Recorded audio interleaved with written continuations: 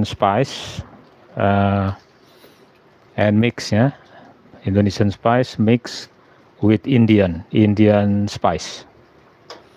But we cook this taking many hours.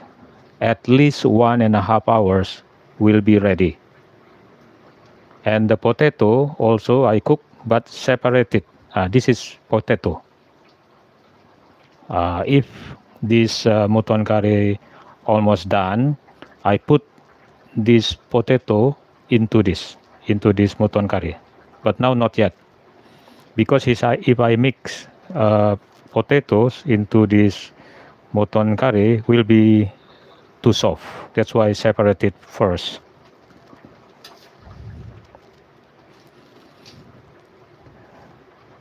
This mutton meat I bought at halal shop in Japan. Because I am Muslim, so I cannot eat non-halal meat. That's why I go to halal shop.